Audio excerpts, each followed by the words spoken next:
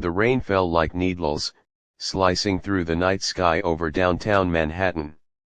Street lights shimmered in pools of water as thunder cracked somewhere over the Hudson. Eli Carter's boots splashed through the flooded street, his hospital scrubs already soaked through. He wasn't supposed to be out here. His shift at Mercy General had ended hours ago.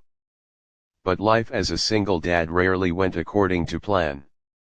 His 10-year-old son, Noah, was waiting at home with leftover mac and cheese, and Eli just wanted to get there before the power went out.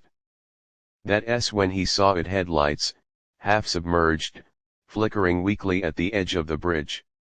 A black SUV. Nose down in the drainage trench. He froze for half a second.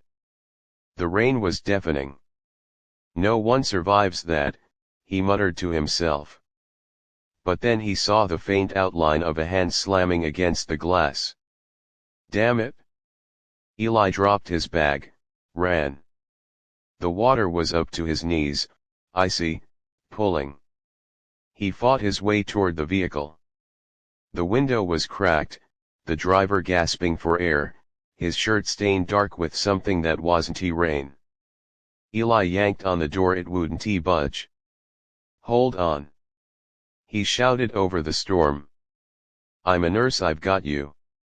The man inside, dazed, mouthed something Eli couldn't hear. His lips were pale. His eyes fluttered. Eli grabbed a tire iron from the roadside and smashed the window. Water rushed in like a beast set free. He reached in, cutting his arm on glass, and felt for the seat belt. Stuck. He cursed under his breath, fingers trembling from the cold. It's too deep. Easy. The man groaned, his voice barely audible. It hurts. I know. Just breathe, Eli said. I've got you. He tore through the belt, hoisting the man up, dragging him out as lightning split the sky. They collapsed onto the soaked pavement. The man gasped, clutching his side. Blood, lot of it? Eli pressed down with both hands. You've got internal bleeding, Eli said, his training kicking in. Stay with me. The man blinked hard, trying to focus on him.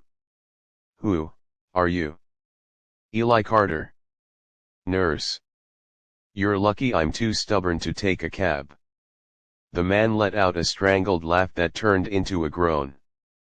Eli ripped off his soaked sweatshirt and pressed it against the wound. You're losing blood fast.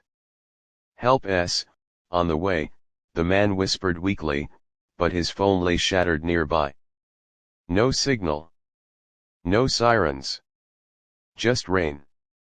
Eli tightened his grip. Not soon enough.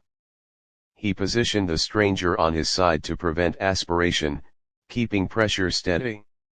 Every second dragged like an hour. The storm refused to let up. After what felt like eternity, faint red and blue lights cut through the rain. Eli waved frantically. Paramedics sprinted over. Found him in the trench, Eli shouted. Abdominal wound, possible spleen or liver injury. The medics worked fast, loading the man into the ambulance. One of them turned to Eli. You coming? Eli hesitated. Noah. Home. He was supposed to be home by now. He glanced at the billionaire. He recognized him now. Alexander Wainwright. CEO of Wainwright Industries. The man whose face was on billboards, magazine covers, and the news every week. Eli sighed and climbed into the ambulance. Yeah. I'm not letting him die after all that. Hours later, in the sterile glow of the ICU, Eli stood by the hospital bed.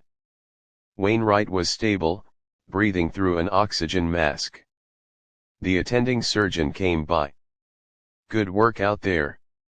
If you hadn't kept pressure on the wound, he wouldn't have made it. We'll call his family now. Eli nodded, exhausted. Just doing what anyone would do. But he knew that wasn't true. Most people would kept driving. He turned to leave. He still had to get home, explain to Noah why dinner went cold. "Mr. Carter," a voice rasped behind him. Eli turned. Wainwright's eyes were half open. "You stayed. Just until you were safe. You saved my life." The billionaire tried to smile, but it hurt too much. "Tell me, how do I repay that?" Eli chuckled. "Start by staying off bridges in a storm." "I mean it," Wainwright insisted. "You pulled me out when no one else would." "I don't forget things like that." Eli gave a tired shrug. "Honestly, I didn't do it for thanks. Just, get better."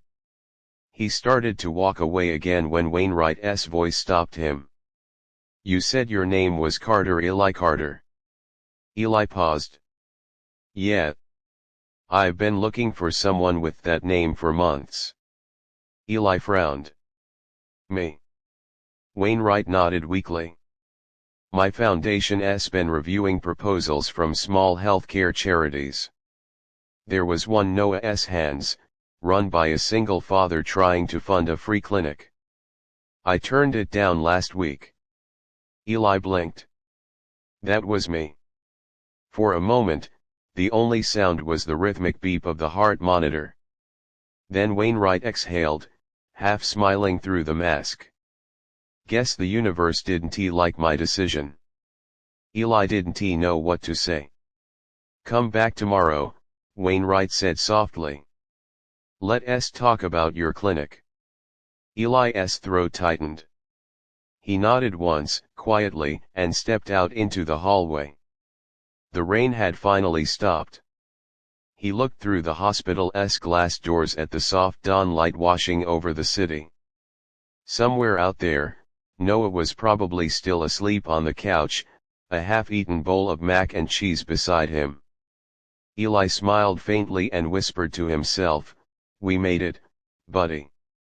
Then he walked out into the morning, the storm behind him. The world somehow changed.